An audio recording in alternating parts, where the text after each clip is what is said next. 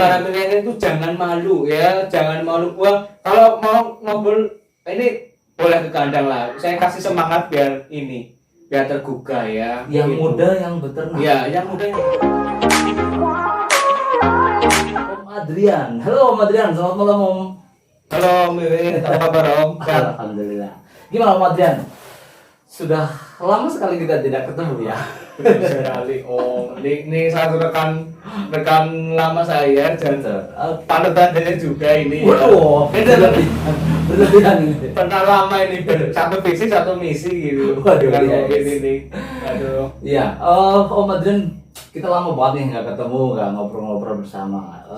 Siap. Sekarang ini saya dengar-dengar Om Adrian selain profesinya sebagai teacher ya, Ya pengajar loh. mengajar di salah satu sekolah di swasta di Banyumas. Ternyata Om Adrian ini sekarang sudah menjadi pengusaha milenial. Wah, luar biasa. Om ini selalu berlebihan.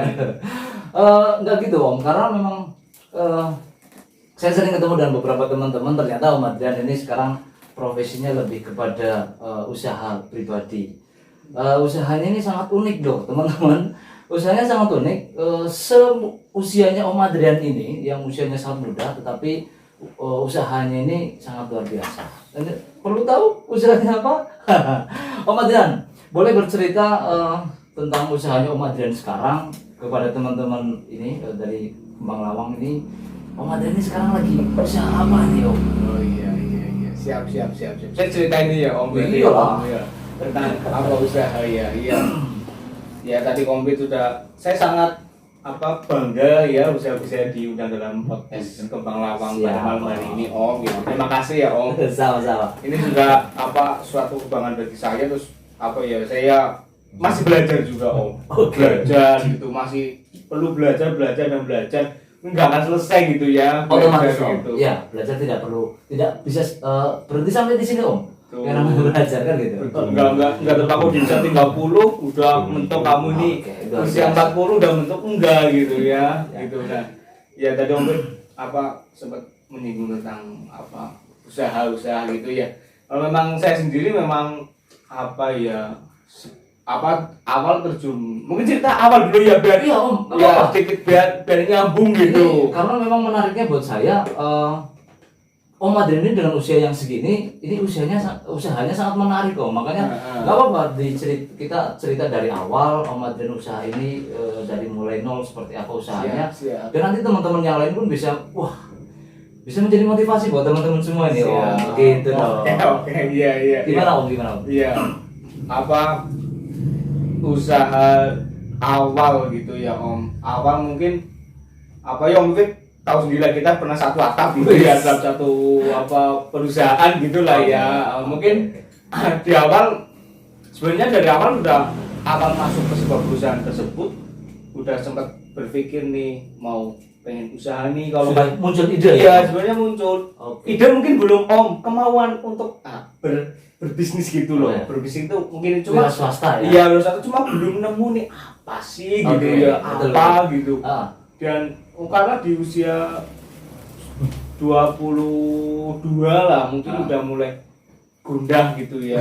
Gundah nih benar-benar. Saya nggak bisa nih dengan gaya hidup kayak gini dan pendapatan yang sekian ya untuk hidup. Mungkin secara untuk hidup pribadi oke lah, masih bisa ya Om. Tapi namanya manusia, kita punya mimpi gitu ya Om. Harus Om. Punya mimpi ke depan gitu, harus seperti apa sih ini? Maksudnya saya mau stagnan di situ-situ aja gitu kan. Keren. Itu nggak mungkin dong gitu kan. Dengan kita dapat salary setiap bulan, dan kita mikirnya diirit-irit nih ya. Jadi satu bulan ini bagaimana caranya uang segini itu udah bisa jalan nih. Manajemennya keren ya. Itu kan saya susah nih kalau nggak harus begitu. Boro-boro mau beli motor, mau apalagi beli mobil gitu ya. Nggak bisa nih kalau dengan salary yang saya dapat seperti itu kan. Ya, saya harus berpikir kreatif nih. Bagaimana caranya gitu. Nah, di usia 22 itulah mungkin saya benar-benar apa ini. Nah, saya berpikir sembari kesana kemari gitu ya. Berikhtiar lain di korok mungkin lah gitu ya. Berpikir apa ini yang usaha yang tepat gitu ya. Makanya kalau usaha bikin rumah makan modalnya kegedean ya Om. Iya, otomatis Om. bikin saingannya banyak banget tuh, sekarang Om. apalagi Gila. kita di tempat wisata ya di Batu Raden itu kompetinya luar biasa. Nah, Iya. kalau kita di awal modalnya nggak ada ya berawal itu kan nggak ada modal juga. Iya, Itu kan waduh ini gimana gitu kan ya kalau pengen bisnis tapi kendala modal kan repot lagi. Iya. Nah tapi saya harus berpikir bahwa apa kendala itu jangan dijadikan sebuah halangan kita untuk tidak terjun ke dunia bisnis sih kalau saya. Sepakat. Jadi tapi bagaimana cara kita dan ketebasan kita bisa tetap move lah gitu, tetap jalan gitu, tetap move. Nah hanya berpikir nih dengan modalnya usaha apa nih ya yang dengan modal yang sedikit tapi bisa perlahan tuh step by step tuh mulai naik seperti itu. Nah kecuali ya kalau flashback ke belakang lebih jauh ya memang orang tua atau kakek itu punya track record di dunia peternakan. Peternakan. Nah. Artinya ini Om Adrian ini punya pikiran untuk pingin usahanya melihat pendahulunya Om Adrian. Iya, pendahulunya tuh ya dulu kakek buyut itu usaha ternak juga gitu. Cuma kesini manajemennya kan mungkin nggak jalan dan sebagainya. Akhirnya kan lama-lama kolaps lah katakanlah seperti itu ya. Akhirnya gulung tikar dan sebagainya. Nah ini akhirnya saya cari kenapa ya iya berpikir itu kalau dari ternak kan sedikit-sedikit misalnya kita punya modal 1.000 aja bisa udah mulai up nih gitu. Udah mulai sedikit-sedikit udah mulai nggak harus dengan modal misalkan rencana saya bikin warung makan baru 1 juta nih wah dari mana kan susah ya gitu loh. Nah kita berpikir akhirnya yang usaha apa yang bisa sedikit-sedikit tapi bisa step up terus gitu loh. Akhirnya berpikirlah gitu iya dulu buyut tuh pernah usaha ternak kenapa akhirnya berpikir loh apa nih coba lagi ya gitu kan. Coba lagi itu ngobrol dengan keluarga itu tuh ngobrol dengan kakek malah ya. Malah dengan kakek kebetulan kakek kan udah pensiun ya dalam arti sudah tidak bekerja gitu hanya ke sawah terus pulang terus akhirnya kan kegiatannya juga monoton. Nah akhirnya dari situ coba saya ajak ngobrol ini ya Mbak bahasa sininya ya bahasa Pilih yang bagian pengen usaha ini jajal ternak tapi apa ya tadi awal ayam gitu. Ayam aku udah gulung tikar padahal gede kan ini. Kelinci. Nah seperti itu kelinci juga sempat dicoba kelinci itu sampai populasi kita 30 ekor ini. Kelinci dengan modal berapa ya? 500.000 ya. Itu kepikiran karena memang karena letak kita berada di bawah lokal wisata Batu Raden karena Batu Raden memang terkenal sate kelincinya mungkin ya Om. Salah satunya juga ada satunya kan di Batu Raden curah hujan cukup tinggi. Iya. Jadi rumputan itu kan cepat tumbuh. Betul, itu karena faktor itu terus cobalah kelinci nih investasi nih itu 500.000 1 juta lah kurang lebih. Setelah berjalannya waktu ternyata kendala sembarang banget kendalanya tuh mencret lah. Nggak disusui lah terus sama hidungnya tuh doanya banyak yang mati. Ternyata kelinci itu memang untuk perawatannya memang butuh intens banget nggak semudah lah gitu. Yang repot nih berjalan mungkin setengah tahun lah jadi apa ini akhirnya kata saya dalam hati ini jangan menyerah gitu loh. Kita harus bisa ini gitu bisa up lah akhirnya coba mau pedus gitu kan. Akhirnya Wedus alias kambing ya. Kambing ya, kalau lebih nggak ada yang tahu nih wedus artinya apa. Kambing lebih tepatnya sih domba. Waktu itu saya ambil domba. Nah, cobalah saya ngumpulin uang nih habis punya sedikit modal lah dari kelinci itu tadi walaupun rugi terus ada sedikit simpanan lah dari hasil saya kerja ya sedikit simpanan terus saya belikan lah dombanya. Beli karena 3 ekor waktu itu pertama 3 ekor. Indukan terus pejantan cempek sama indukan tapi belum hamil lah belum hamil. Nah itu coba saya kembangkan. Nah berawal dari situ gimana nih. Nah waktu itu bikinlah kandang ya kandang ya ala kadarnya lah sederhana gitu pakai bambu dan sebagainya. Itu di kebun belakang rumah Mbah waktu itu di Karangsalam tepatnya. Di situ coba nih ngembang Ini terus ada lain nih semakin nambah kan populasinya 5 ekor. Aduh, ini kayaknya waktu itu saya belum ketika fokus belum terlalu fokus karena masih fokus dengan pekerjaan waktu itu karena jadi hanya berpikiran awal kambing atau domba itu hanya investasi Nah mindset masyarakat kan masih seperti itu Nah saya berpikir bahwa cari jalan yang anti mainstream gitu loh. Nggak kebanyakan orang masyarakat kan berpikir kambing domba itu untuk investasi. Jadi misalkan saya beli setahun ini dijual nih, sedangkan nggak kelihatannya untung gitu, beli 1 juta jual 2,5 atau 3 juta untung 2 juta padahal dibagi 12 bulan untungnya berapa gitu kan. Nah kebanyakan untuk yang peternak konvensional dia cara tradisional jadi misalkan 1 tahun di jual gitu 1 tahun dijual jangan hitung ini nggak ketemu nih per bulannya. Sedangkan harus setiap hari itu harus ngarit, kasih makan. Ini menarik sekali Om Adrian. Di usianya Om Adrian ini yang sekarang masih muda nih. Artinya saya masih muda. Artinya maaf ini Om Adrian kan belum berkeluarga. Iya, belum. Artinya gini Om. Saya masih bujangan. Iya. Artinya gini Om. Untuk usaha yang Om Adrian jalankan ini kan lebih kepada di peternakan ini kan lebih kepada hal-hal yang maaf nih di era seperti sekarang ini kan pasti sangat sulit gitu ya. Betul. Memelihara ternak terus harus memberikan makan gitu atau pakannya gitu ya. Terus mencari rumput dan sebagainya ini. Ini menarik sekali karena saya pikir ini bisa menjadi motivasi buat teman-teman semua nih yang bisa yang menyaksikan obrolan kita malam hari ini. Jadi untuk masalah itu ini gimana Om? Saya paham. Ini menarik soalnya nih.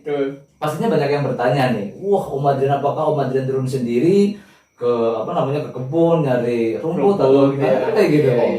Gimana Om? Iya, kalau lihat itu memang itu kan gengsi ya Om. Nah itu yang saya alami juga di awal-awal Om.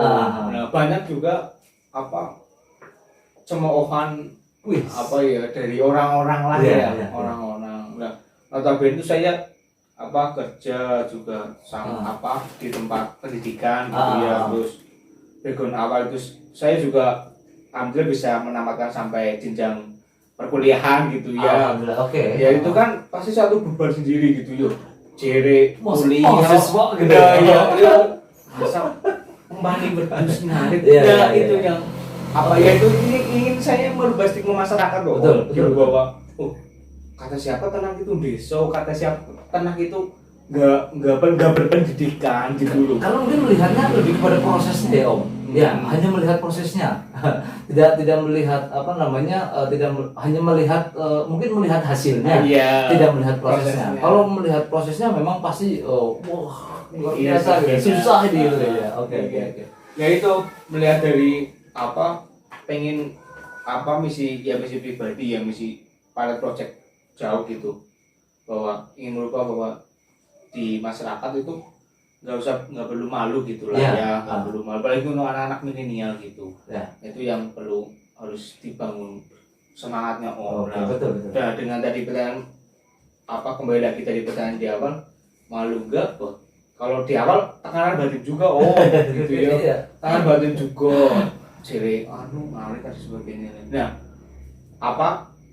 tapi saya berusaha lawan rasa rasa malu itulah gitu. Rasa malu itu bahwa ya itu nanti satu saat saya kan buktikan dengan hasil gitu. Luar biasa. Itu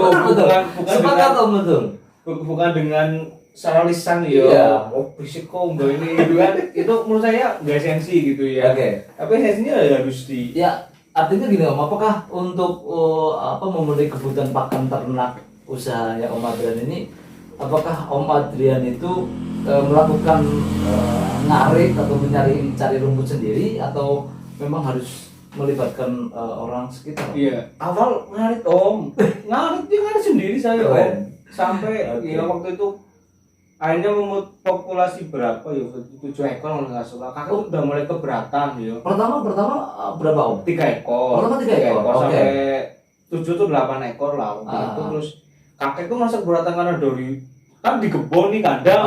Terus nyari kan di mana sawah kan, bawa ini 2 karung, waduh kakek masa keberatan. Artinya itu dari 3 ekor sampai ke 8 ekor itu apa namanya, persisnya masih sama Om Adrian gitu, bareng-bareng nyari rumput gitu. Iya, waktu itu saya belum terlalu concern Om. Waktu itu masih awal hanya investasi lah di rumah baik gitu loh, Mbak yang rawat awal gitu, tapi masa keberatan itu dijual nih, jual 3 ekor kalau nggak salah lah. Akhirnya memutuskan pindah di kebetulan ada sepetak tanah lah gitu ya di sawah gitu.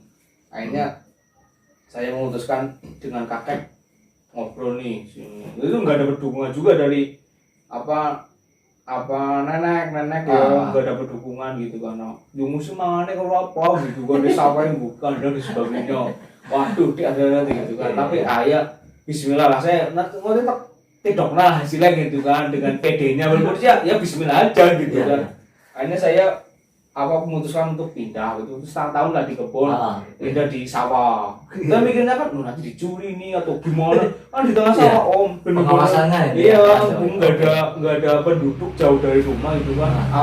Saya Bismillah lah, kalau memang ini masih hak dan saya insya Allah hak saya dan saya mengambilnya dengan cara mendapatkan domba itu dengan cara benar, saya nggak akan kemana-mana lah. Oke Om, sebentar, ini tadi Om Adrian itu menyampaikan awal itu 3 ekor, terus kemudian sampai ke jumlahnya 8 ekor itu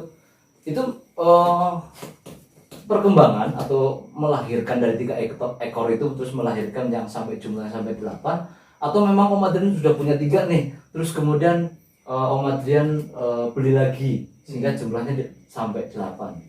Ada Om, jadi ada yang memang kan tadi induan bunting nih, ada yang dari induan itu, dan ada yang beli lagi karena kan ya saya kan masih kerja, masih ngajar kan, dapat selir lah, masih bujangan sampai sekarang pun masih bujangan. Otomatis kebutuhan belum terlalu ini lah ya. Artinya dari hasil Om Adrian bekerja itu disisihkan, lebih difokuskan untuk investasi di situ. Oke, keren, ini luar biasa. Dari sedikit saya sisihkan. Investasi sisihkan setiap bulan tuh, waktu itu setiap 2 bulan target 1 ekor dengan hasil saya kerja waktu itu 1 bulan 1 ekor domba lah waktu bapak jantan, karena target itu Idul Adha.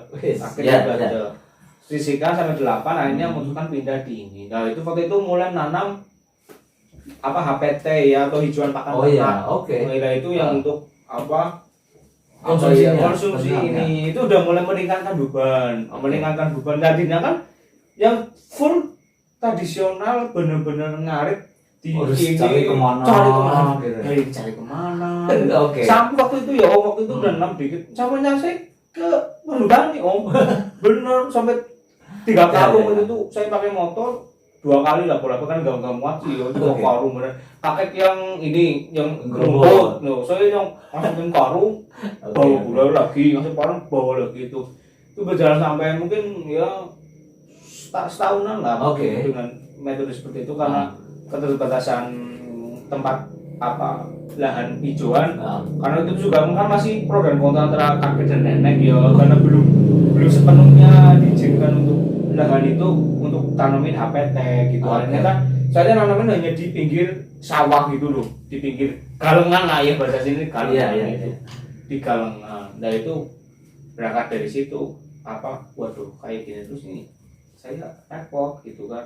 Lalu Sabtu Minggu saya pasti ngarit ke perhutani. Jadi saya emang sedikit menganukan masa muda lah ya, mengorbankan ya. Iya, akhirnya itu karena saya alihkan merasa gengsi dan sebagainya lain. Mungkin waktu itu weekend, waktu itu teman-teman juga waktu ada namanya program jalan-jalan mingguan. Saya mengindahkan itu dulu gitu. Biarkan lah, saya punya fokus ke sendiri. Tapi menarik sekali Om, karena di usianya Om Adrian ini, maaf ya sekali lagi usia Om, karena ini buat saya maaf Om, ini di era seperti ini sangat luar biasa. Ketika Om Adrian yang notabene masih muda, masih ada kesempatan banyak untuk bisa mungkin gitu ya bersenang-senang, bersosialisasi dengan masyarakat, mencari informasi, pengalaman dan sebagainya, ternyata lebih pada mengorbankan waktunya Om Adrian untuk bergaul, nongkrong mungkin sama teman-teman gitu.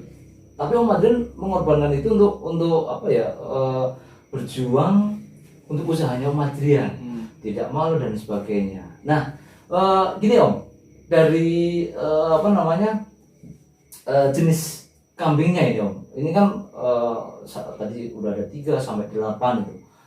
Tentunya kan tidak mudah untuk merawat kambing. Kadang kita juga harus pintar-pintar memilih untuk jenis kambingnya yang supaya mungkin untuk perawatannya atau mungkin apa ya cara kita mengelola kambingnya itu lebih mudah. Iya. Ini Om Adrian memilih jenis kambingnya atau asal-asalan yang penting namanya kambing gitu. Bisa jadi mungkin kambing domba, kambing Jawa atau mungkin yang kambing Etawa gitu. Iya. Kalau dari Om Adrian ini kambingnya jenisnya apa Om? Iya. Kalau awal saya masih asal ya Om, karena mungkin referensinya belum banyak ya Om. Oke. Karena istilahnya saya modal nekat juga ya, karena maju dengkul ya kalau dari sininya nggak punya uang juga untuk modal, terus ilmu juga masih terbatas ya. Ini akhirnya cari-cari peternak-peternak lokal. Referensinya domba dulu kok masih ini gembel lah Om. Oh iya. Abis gembel ya, yang dihasilkan bulunya ya? Bulunya kalau di luar negeri bulunya iya, seperti itu kan? Iya. Oke. Kalau di Indonesia belum ya, Indonesia memang masih daging akhirnya. Iya, oke. Dagingnya.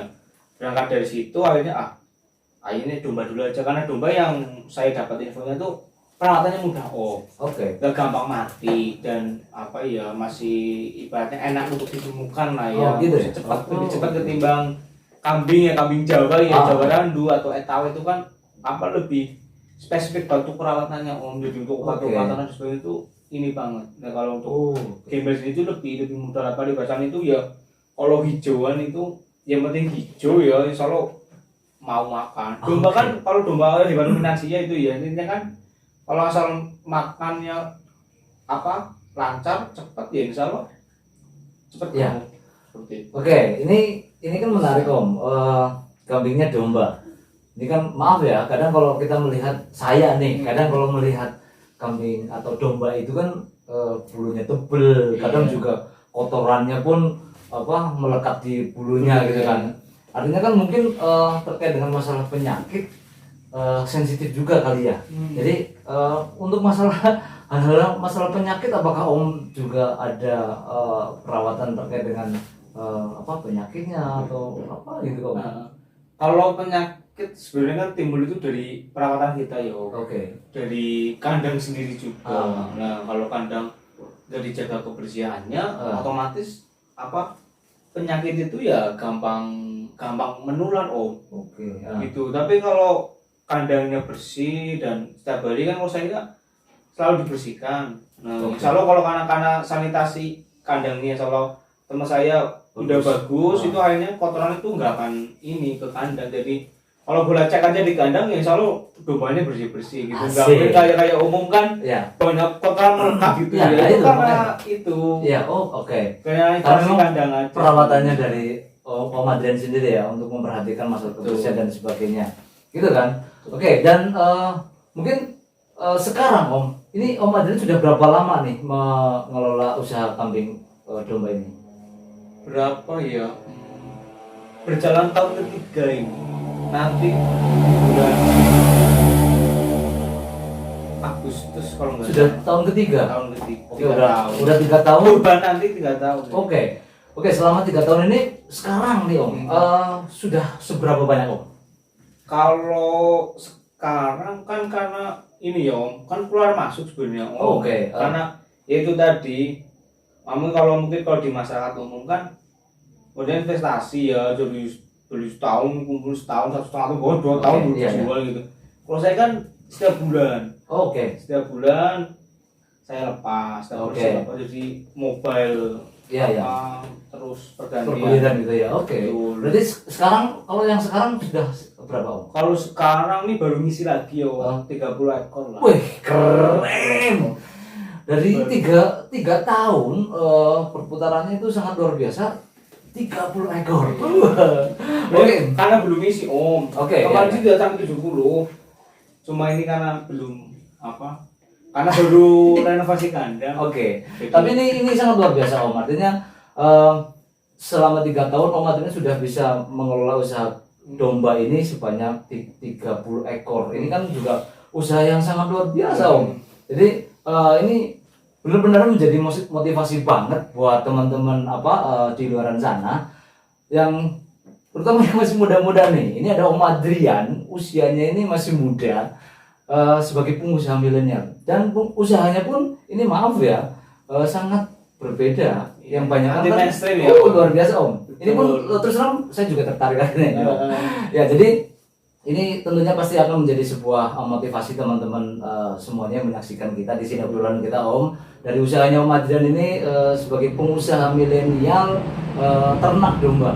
Ini semoga nanti bisa menjadi contoh juga buat teman-teman di luar sana yang masih suka nongkrong-nongkrong, ngabisin uang, lebih baik kayak Om Adrian nih. Dapat hasil buat investasi, usaha kambing, domba gitu kan luar biasa kan gitu. Yang muda yang beternak seperti itu ya. Jadi para milenial itu jangan malu ya, jangan malu. Wah, kalau mau ngobrol ini boleh ke kandang lah. Saya kasih semangat biar tergugah ya. Yang gitu. muda yang beternak. Ya, yang muda yang beternak itu. Jangan yang tua-tua aja, yang muda, yang milenial yang berpendidikan luar biasa. itu. Siap. Farm Savana Farm iya. Di Karangsalam, Desa Karangsalam, Kecamatan Batu Raden. Ada yang ingin tahu nih lokasi atau mungkin ingin cari informasi pengalaman belajar sama Om Adrian, kira-kira nanti harus gimana dong? Ya, lokasi kandangnya atau gimana? Boleh nih tim main ke kandang juga boleh. Di mana Om? Kandang itu di Karangsalam Om. Desa Karangsalam sama Batu Raden ya. Ini Bisa. Ya. Kalau ya masih muda, masa muda itu masa perjuangan gitu. Tolong masa itu diperjuangkan gitu. Jangan masa muda itu untuk bersantai-santai, berfoya-foya. Nah, karena masa muda itu sebentar gitu. Masa muda itu berikutnya itu panjang sekali ya. Sampai nanti kita dipanggil oleh Allah Subhanahu wa taala lah, itu kita sebelum kita mempersiapkan dunia itu untuk bekal nanti di akhirat. Luar biasa. Dan saya punya slogan ini di farm saya kan namanya Savana Om. Oke. Savana Farm. Nah, Savana punya slogan itu ya. Itu namanya yang muda yang beternak seperti itu ya.